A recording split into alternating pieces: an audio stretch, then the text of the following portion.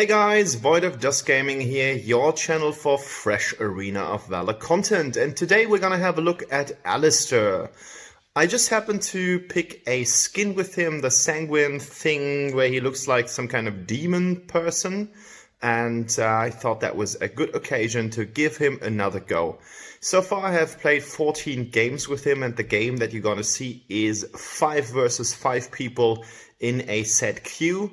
So the beginning of the game is going to be horrible. We are getting beaten to the amount where it's not even funny anymore, but the end will turn out nicely. So I thought this might just be a good video to show you guys how to come back if a game isn't going that well. And I'm going to show you my Aleister build as well as some nice gameplay. Aleister is a CC monster. He lacks a lot of mobility, he doesn't have any dash or anything, but the cool thing about him is that he got 2 abilities where he can CC stun enemies quite hard, and if you make good use of those, you can avoid many occasions where you will get beaten. So if you haven't subscribed to the channel, a subscription is always recommended because that means that you're not going to miss any of my videos. Every other day there will be a video for you to show up. And if you like the video, just hit the like button. All right, let's go.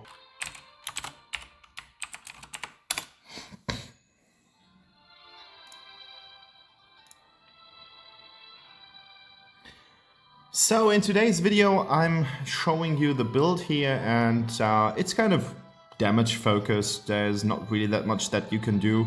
You don't need any of the items which are good in close combat, such as Barreth's Agony or something like that, because you will try to strike enemies from afar, set up CCs for your team, and finish them off with your spells, as I have done quite a lot in the video, so nothing to write home about here. I'm using my mage damage build, basically because of this one, the Hex. I'm choosing Hex over Flurry, because I am going for the cooldown speed reduction, because you want to spam out your abilities as much as possible while trying to maintain your mana flow. I guess it's more worth than just spamming abilities with a built-in mage resistance cap. So yeah, this is the stuff that I'm going for. So as you can see, I've got 10 times Violate, I've got 10 times Devour, and I've got 10 times Hex. That's the stuff. And then I'm going full damage here. We're using the Sacred Bead for the additional cooldown reduction on the ultimate. Your ultimate is super strong because it locks down an enemy in position. We're using the Blessing to get more ability power from the equipment, and we're using the Holy Thunder to deal more damage to the heroes, because you will basically flicker out your S1 and then followed up by your S2, and this is gonna trigger Holy Thunder. And on the sub level we've got Reaper's Blessing just to prevent yourself from dying too fast, and we've got the Gunslinger to get more ability power. That's the build. Pretty easy, pretty solid. And I'm straight in the game. I missed capturing the loading screen, so we are right back into the game without any further ado. And as I said, the beginning is going to be brutal, so hold yourselves for that. As you can see, I was just walking a tiny little bit too far into the river, and I got stunned, locked, burned. I don't know, like they did every single thing to me. And yeah, we had a hard time at the beginning of the game because they were invading the jungle all the time. They were basically completely telling us what they wanted to do, and the only thing that we could actually come up with was a slight reaction to this, because as you can see, they had Roxy, really nice tank. She's got a lot of sustain. She's really good at getting things out and done. But as you can see, this is one of the first important informations information. This is an important information. Informations is not valid because information doesn't have a plural. So this is an important information. As soon as the Flash uses his dash ability, he will get stun locked if you just put down your S1 on the ground, and you should use that to your favor all the time you can do so. So I'm leveling up my S2 here because that's your main source of damage. The other one is just for utility. Of course, you're gonna get a shorter cooldown on it, but you want to have as much damage as possible. And of course, you're gonna hit your ultimate every single time it comes up in the leveling up process. But yeah, you gotta stay with me here, guys. Be brave and follow the game because it's gonna be a little bit hard on the beginning. Like, as you can see, I needed to use sprint here to get the Enzo from hooking me here up, and he was still able to do so, but I had my team informed that he was about to dash and go in, and again the whole enemy team is here. Like, their coordination, their communication skills are far ahead of us, and I had the feeling we were a little bit overwhelmed by their communication here, so we are now trying to get back into the game after they're stealing every single buff. They are in the jungle all the time, and we had Kira, or Eva, however you want to call her, multiple times just complaining about, like, I don't have any buffs, like, guys, I can't be helpful for you because they're stealing just every single bit. And as you can see, 1-6 after 3 minutes is brutal. That's a devastating start of the game. And as I said, like, we had some problems here using my ult here to lock down Omar. He's not my prioritized target, but we just wanted to get a kill to get some gold. But as you can see, I haven't hit 1k gold so far, so we're really struggling here.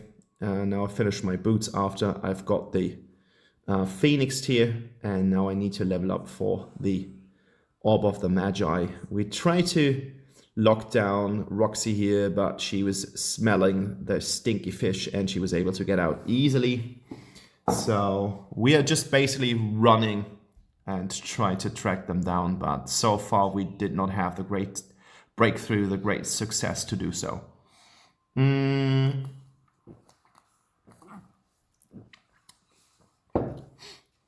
That was one of the most wasted ults that I've seen.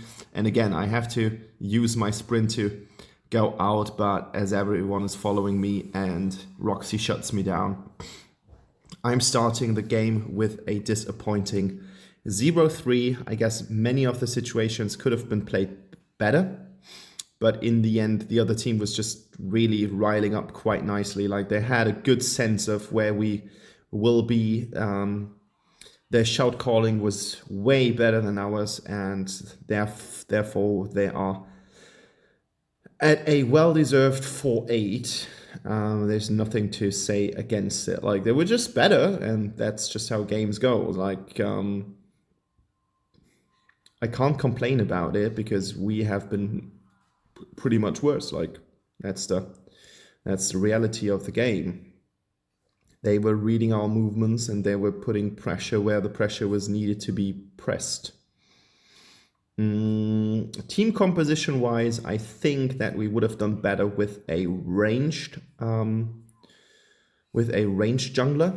That's what we discussed afterwards. But I mean, you can't change it in game, so you can now talk about it in detail again and again and again and again, and it's not going to help you. So here we are, locking down Roxy with my ult. She was just chosen as a target here. I can't change it, but as you can see, like, the CC effects of him are really nice.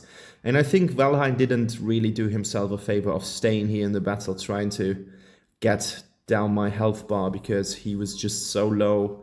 And Brunhilde was doing a good job to follow up, not retreating. And now we're pushing the tower. So the tides are changing, or turning, however you want to call it. And Again, I'm stopping them in their tracks by using my S1. It's just such a strong ability. You are blocking a whole passage of movement here, and that stun lock is just a really nice tool. So I'm getting Orb of the Magi as a first item here for some more sustain, because you will get some health and mana back every single time you are using something. And I had to press Alt here because we wanted to kill her. And we needed 4 people. Like, that's gonna tell you a lot about the situation in the game. Like, 4 people were actually needed to kill Roxy here. Really strong tank, like from her fire shield as well as those flaming feet. She's a really nice character. Unfortunately, they nerfed her ult to the fullest. Like, I think it's to an extent where it's not even funny anymore.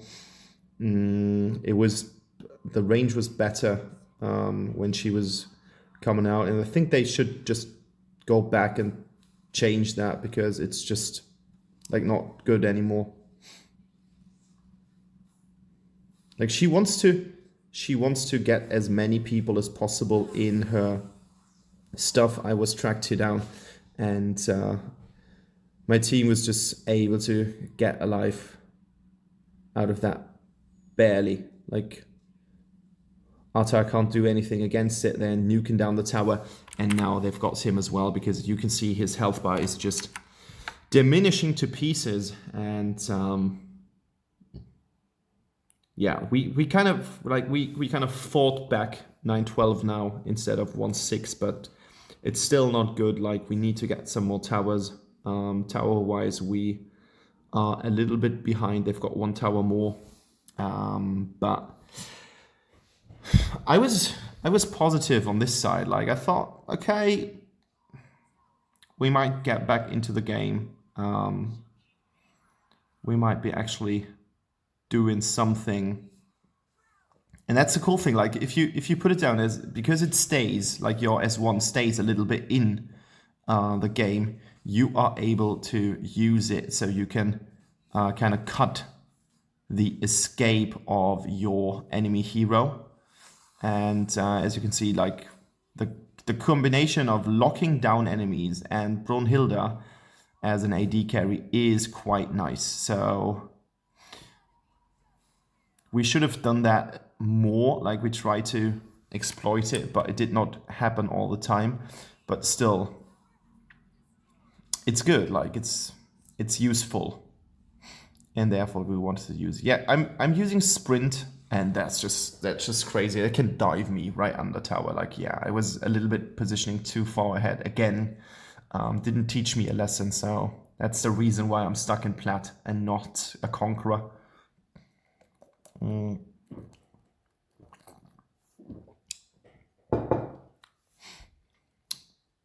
Now we finally get something. I think that was a big mistake here. Not changing the game entirely, but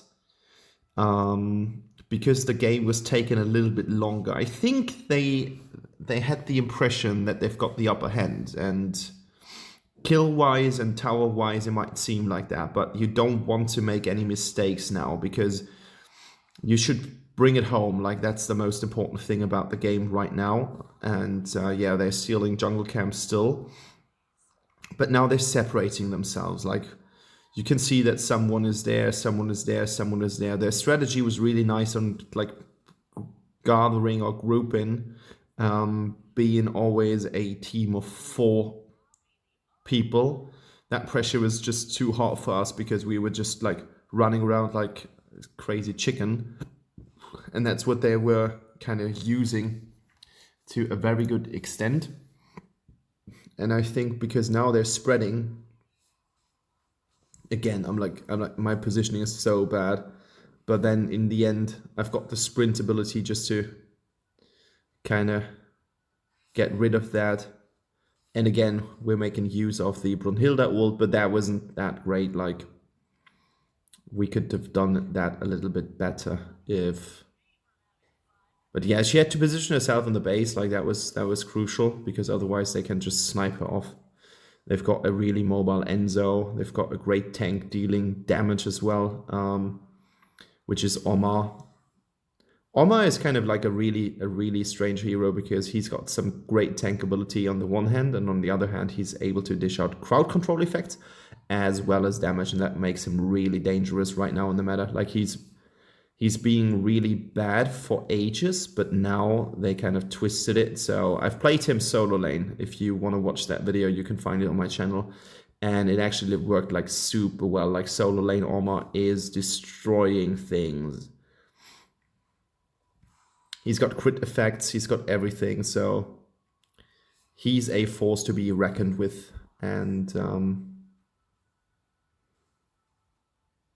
that's, again, like, why do you overextend so much? Like, Enzo was actually, like, taking a tower shot and no one really knew what he did there. And this is, I think that's one of the final moments where we actually turned the tide. Now they have been, at first, they went in, like, full speed. And now we've lost 2 people and they have lost 3. So that gives us a little bit of air to breathe, and that's actually helpful because that's gonna, you want to kind of avoid situations that bring back the enemy into the game, and I think they were not using that to the fullest. I think that was one of the main issues that they had, because now we're pushing stuff into their lanes. Now we've got the possibility to attack the Darkslayer, and I think we're gonna get it. Yeah, they will destroy it. And now comes a big chance, and we will take good use of it. Like, we are going to... we've got the Darkslayer because the only person who was roaming down was Omar. And yeah, he has to... Like, he can't do anything against it. Like, he hasn't got any cool abilities to jump over my stun. So that's a good one. And I got Enzo. And again, like that was a combination of Brunhilde ult and one of my spells. And I think that's quite useful. And as you can see now, they're running around like they don't really have a plan. As far as I'm concerned, like it just seems that they're kind of waiting for their moment. Now they're dragging out Brunhilde. But now we've got 2 of the damage dealers, Flash is out and Enzo is out again. And that gives the possibility to come back into the game. And now there's going to be a really big mistake. Like they killed Ata here. But now look at that. I killed Omar, and because Brunhilde was just next to me, she was able to get a Valheim who had been able to heal back to half of his life. So that's actually quite useful, and now we start the push. We've got the dragon, and I just call like guys, let's just do this. Like we have the upper hand on top. Like we can make a move here. We can try to push as far as possible, and Enzo is kind of like still in the jungle. I don't get it. Like, why would you do so? And that's like Flash's nightmare. Flash's nightmare if you don't have cleanse or replenish, or how it's called in Arena of Valor, you are dead, boy.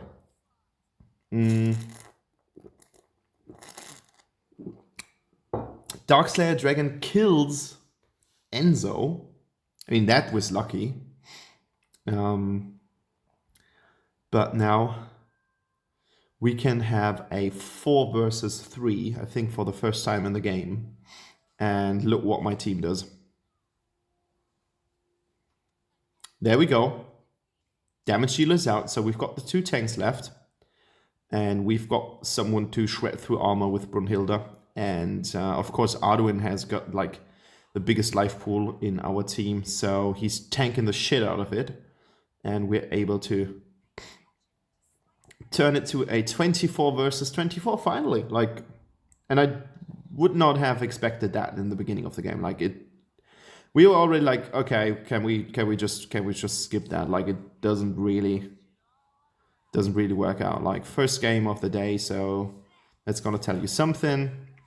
Bloodbath, Flash and Enzo are just falling down like paper people, paper figures, or something like that. So we're doing some damage to the tower. Actually, not too much, but this is it. Like, we've got it. The only person alive is Valheim at this very moment. Really nice ship here, and that's game. We finished it.